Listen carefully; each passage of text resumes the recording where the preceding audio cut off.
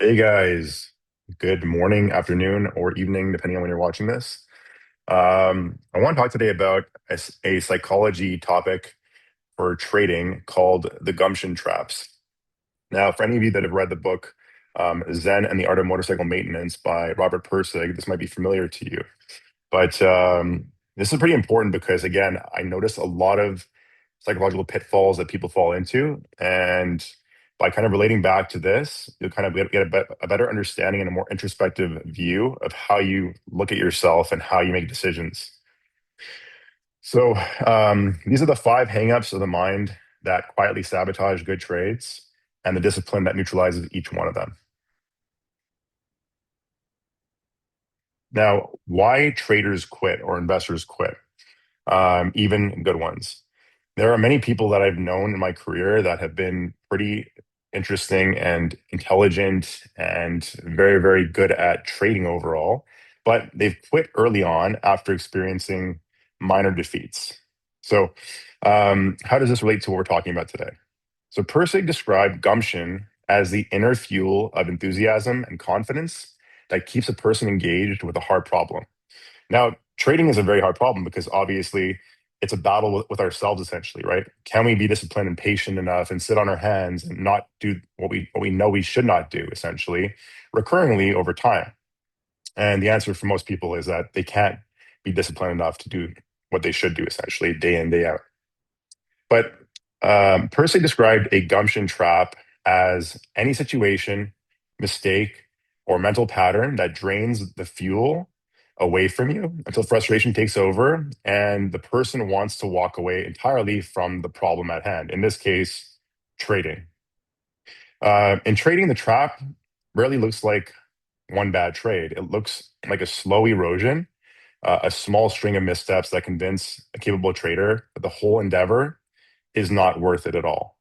And this can happen where you might have a string of wins followed by a string of losses, and the frustration over time can just build up and elicit a feeling of hopelessness where essentially you want to walk away from this altogether. And this doesn't really apply to just trading, it applies to everything in life, right? It could be working out at the gym, could be your diet perhaps, learning a new instrument, whatever it may be. But again, this applies to everything in life pretty much. It's a life philosophy. So now by reframing this, every hang up in the slide that follows has a trigger and a countermeasure. And the goal isn't to eliminate the emotion overall. It's to catch the pattern early enough to keep your process intact. So here are the five ways the mind undermines the trade overall. There's something called value rigidity, which is clinging to a stale thesis, perhaps. There's the ego and defensiveness that comes with trading as well, affecting pride over capital. There's anxiety, which is fixing what is not broken. Impatience, which is rushing the entry, the size, and the exit. And then a very, very common one, which I see often, is boredom. Trading for stimulation, not for edge. We'll go through each one of these in step. So number one is value rigidity, the inability to revalue what you see. The trap is a commitment to a previous belief, kind of like cognitive dissonance, if you will, about a stock, a thesis, a strategy, a market regime, whatever it may be. And it makes it hard to see new information for what it is, right? You're so anchored to the previous belief, you cannot pivot your mindset one iota toward what should be, an easy kind of decision to be made based on new information, perhaps, right? Cognitive dissonance allows you to pretty much, or forces you to kind of look at things through one lens and one lens only, and never ever deviate from that. And I see that happen a lot, where someone might have a love for a certain company, they might love a certain product, and say, you know what, I'm going to buy that company because I love that product. Case in point might be Nike, for example, right? I know many people from my generation used to love Nike, Air Force Ones, Air Jordans. As a result, they keep on buying Nike stock because they believe that it's still the Nike of old, which it isn't anymore. So again, this can kind of cause a lot of problems for people that are rigid in their beliefs overall and unable to revalue what they're seeing. And in trading here, you might build a thesis around a certain, IV regime, macro narrative, price action might shift perhaps, or the Greeks, if you're in a position, for example, and you have some options and now they're way out of the money, for example, and you decide to just hang on to them. Meanwhile, they have no probability of hitting. And they might have a very low delta. That's a bad decision-making process. You got to kind of reevaluate and act dynamically, not statically, right? So again, you want to avoid holding onto a structure that no longer fits the market in front of you. And here's a countermeasure. Treat every position as a not French, a fresh hypothesis, not a legacy commitment. So think about your trades individually. And this is why it's important to journal as well, because when you journal, you write down what your thought process was at the inception of a trade, kind of like what Warren Buffett does when he buys a stock. He writes down why he's buying the company. And if he thinks about selling it, he looks back at the reason why he bought the company. Has that reason changed? If it hasn't changed, he hangs on to it, right? A big problem that I see with most people in the trading community is that one, they hang on to losers far too long because they don't admit defeat or admit that they were wrong. And two, they cut their winners far too early, which is kind of like counter to what you should be doing. You should be cutting losers early and hanging on to your winners longer, right? Um, so a question you can ask yourself is, would I open this trade right now from scratch if I weren't already in it, right? If not, that's information you should take, and you should maybe say, you know what, if I went open it right now, I should probably close it out, especially when it relates back to option trades which expire, right? Because again, when you get into a trade where you have $1 at risk to make $4, for example, on a 5 wide spread, and now all of a sudden you're in the money and it's trading for $4, which is now at risk to make $1 additional. You got to think of it like you have $4 at risk, which you do, not the original $1 by itself. That's the way you got to think about it, right? So, yeah. So separate being wrong about a market view from being wrong as a person. The market doesn't know your history with it. Again, very, very important points here, right? Obviously, you have all these different, phrases here and stuff like that, which are nice, but ultimately you need to understand why you're doing what you're doing and correct the bad habits that most people have. The next topic or issue rather is ego and defensiveness. So protecting being right over being solvent overall. A lot of people love the idea of taking a position and never admitting defeat, kind of like I said before. And so they'll hang on to a narrative or a thesis for far too long at their own detriment, right? You need to be very, very mentally malleable overall. So the trap here is that once a position becomes an extension of self-image, admitting the trade is wrong starts to feel like admitting you're wrong. And we hate to admit, as human beings, we hate to admit that we're wrong, right? We just don't like doing that. But by getting rid of your ego and saying, you know what, I can be wrong, and I can be wrong, and I will be wrong in the future as well. That will help you to kind of pivot from a mentality of being egotistical, perhaps, and saying, you know what, I was wrong on the trade, not a big deal, move on, right? Um, so in trading, a losing position gets defended rather than be assessed, right? You widen the spread, you roll a strike or add size, not because the math supports it, but because closing it at a loss would feel like a losing argument with the market, right? And we don't want to feel that pain of loss and like admitting that we're wrong. So what do? We hang on to these losing trades for far too long.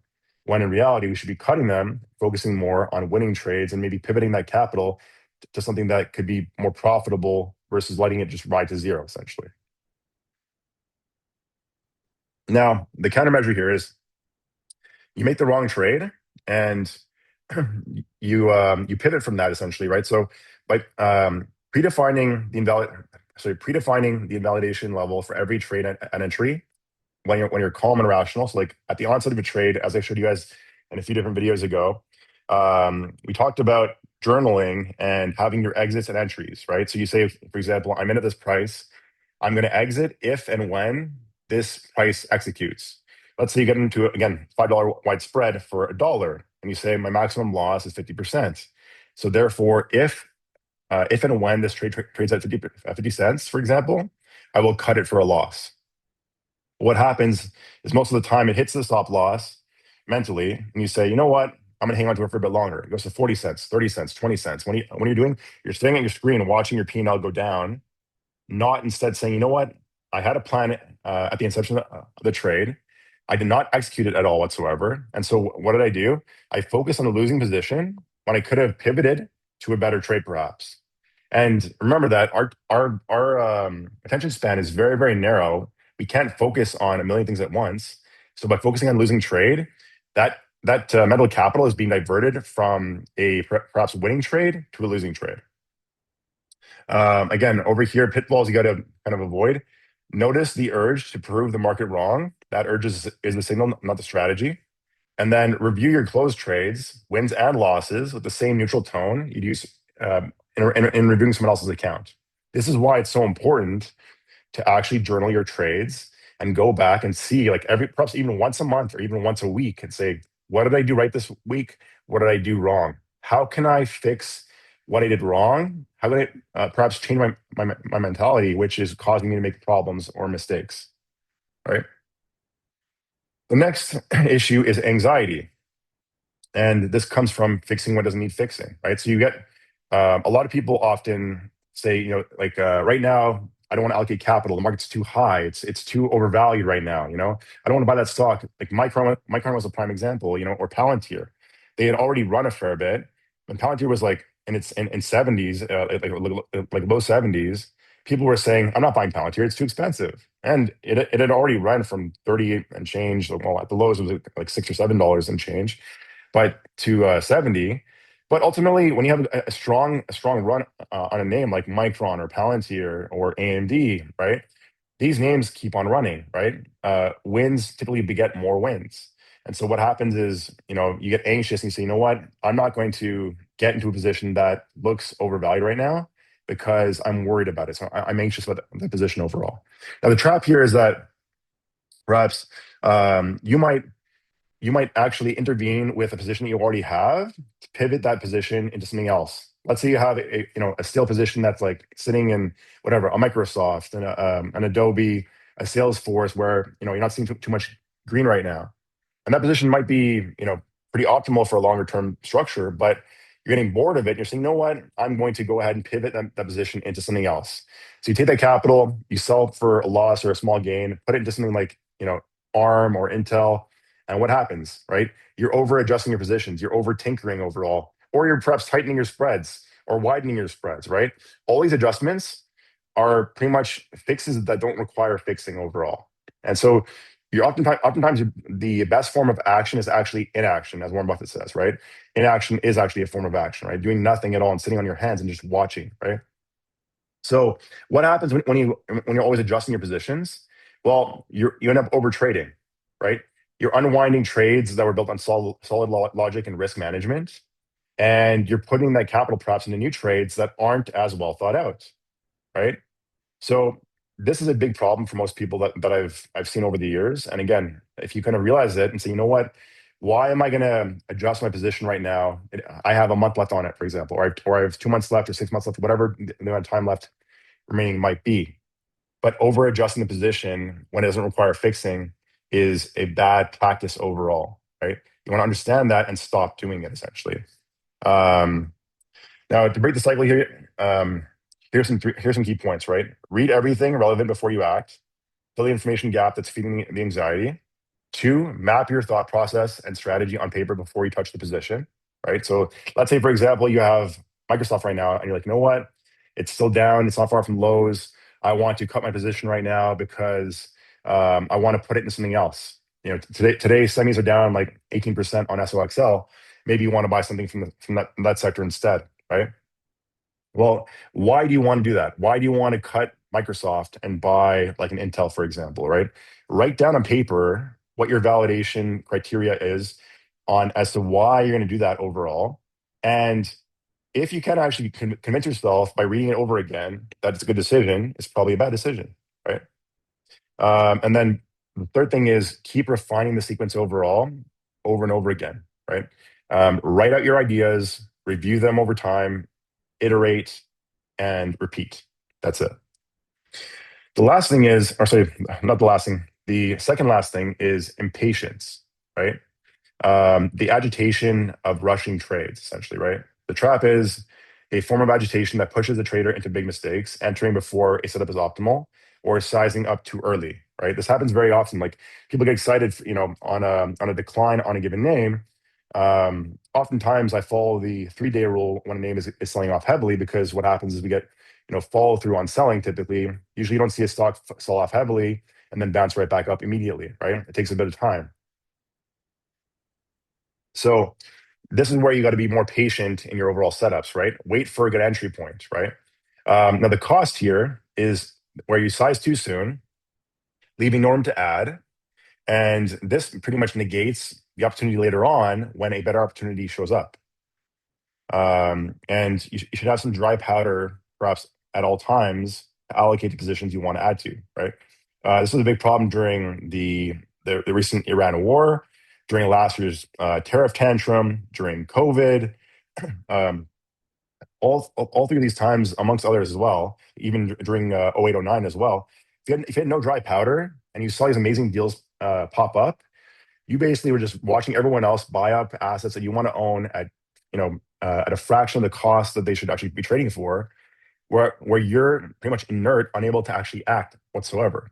And it's a very painful position to be in because you're like, you know what, I want to buy that, but I can't buy it, right? Kind of like if your favorite whatever pair of sneakers goes on sale or something like that, you have no cash, you can't actually go and buy them, right? Similar to that overall. Now, two recommendations here, right? Give yourself more time than feels necessary, which is, for me, I would say one of my biggest failings, maybe one of my biggest drawbacks as a trader is I buy too much time.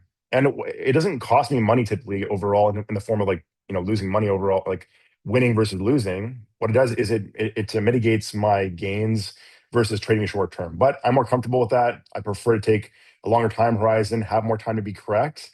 And not everyone likes that. Some people might prefer to take more risk and go for a huge home run swing. That's totally fine. I express the idea that it's better to go for base hits recurringly with low drawdowns in your portfolio, and with that, typically you want to focus on mid to longer term positioning, right? So more time than necessary is perhaps part of the game if you want to feel that lack of anxiety, lack of worry about a position expiring worthless or diminishing too fast overall, right? The next thing would be to document your trade before you take it again, kind of like I set out. So notice the trend here is that I'm saying journaling your trades is really important, but almost no one does it. And as a result, most people don't really benefit because they don't really understand where they're going right or wrong. So if you start journaling your trades and you start actually documenting what you're doing day in, day out, why you're doing it, evaluating your ideation overall and your process, and looking back on it recurringly, what happens? You notice what you're doing right or wrong. And so what do you do over time? Hopefully, you iterate and improve your process, and you get rid of all the fat from the trading. I call it fat because ultimately it's just wasted activities or poor structures that cost you a lot of money, right? Trading too short term, buying too far out of the money, buying when IV's high, not using spreads, those kind of things. Very, very important, obviously, right? So again, the common theme here is journaling for introspection is really important, but actually doing it actively and not just saying you're going to do it, doing it for a few weeks and then stopping because it's a long process, right? And a great way to do it is really just screenshot your option chain each time you take a trade.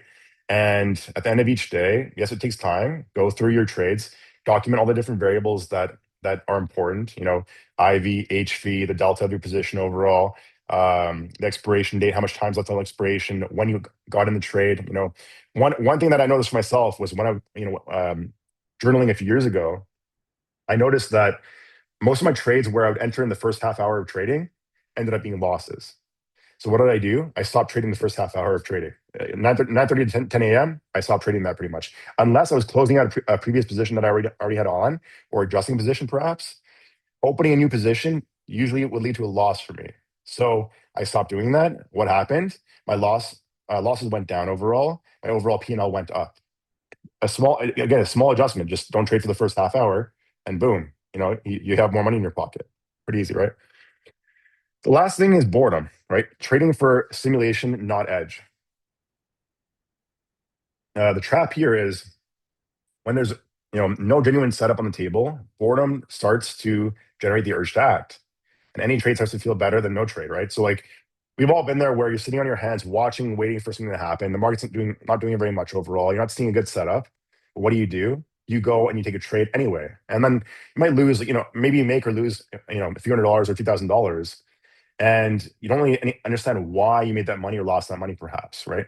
Or it can elicit perhaps a feedback loop which can spur you on to more losses, perhaps, right? That's a terrible way to trade, and you want to kind of refrain from trading because of boredom. What do? I sit here with a pile of books, and I'm always reading like all day long, pretty much. I have well, 3 books right here, two more over here, right? Books all the time, pretty much. So reading, writing, keeping your mind active while I'm watching my charts. I have my charts in front of me. I have my alerts set, but I'm actually using my time wisely. I'm not getting bored because boredom will elicit me to make bad decisions overall. So the cost here is positions get opened to relieve restlessness instead of to express a view. Over trading is dressed up as opportunity, and what happens? You lose money. Here's a quote to ponder as well, right? Excitement is expensive, boredom compounds. Think about that. The countermeasures here, right? Step away and do something else for a while. So you can like perhaps play an instrument, read a book, do some writing, whatever, do some side work, perhaps, right? Whatever it may be. Oftentimes when I'm trading, I literally have my alerts set up on my charts, waiting for something to happen, for a trigger to hit, and I'm playing piano, I'm reading a book, I'm writing a bit, perhaps, right? That's all I'm doing essentially, right? I'm not actively just waiting and being bored and saying, you know what, I'm gonna take a stab here because I feel bored right now. I'm not doing that, and nor should you, right? Um, so boredom is a signal to change activity, not a signal to open a position. The market will still be here every day in, day out, right? The good setup you skip today isn't the last one you're going to ever see. And protecting your capital during quiet periods is itself a form of edge. Keep that in mind as well. Now, we're at the last slide over here, guys, right? So the craft and the journey is the point overall, right? The journey is the reward, essentially. Gumption traps aren't a sign you're unsuited for trading. They're the predictable friction of doing something very difficult very well, right? Trading is difficult, right? Doing it very well is hard. But ultimately, by removing frictions like, understanding, okay, I'm bored, what am I going to do? I'm not going to take a bad trade. I'm going to do something else, right? Or I have, anxiety over a position, perhaps, right? Or I want to prematurely adjust a position, for example, right? Like, write down your ideation, document your decision-making process, review it periodically, iterate, and improve via that mechanism overall, right? So overall here, just some closing points. Recognizing your pattern early, right? Here are the things we discussed: rigidity, ego, anxiety, impatience, boredom. Recognize when one of those things is occurring, right? Am I being egotist, perhaps? Like, am I trying to be correct versus making money, right? If I'm wrong already, something changed in my narrative, again, pivot to something else, right? Am I anxious? Am I impatient? Am I bored, right? Recognize these trends. Second thing is apply the countermeasures before the emotion writes the trade ticket itself. And the third thing is protect your process, and over time, the results will take care of themselves, right? And the last thing is here, just kind of finish off with a quote from the book Zen and the Motorcycle Maintenance by Persig, the guy that has the idea of the gumption trap. The solutions are all simple after you've already arrived at them, but they're simple only when you already know what they are. So ponder that as well. Anyways, guys, I'll leave it here. If any questions, I'll drop them below in the comments. And be safe. Have a great day. And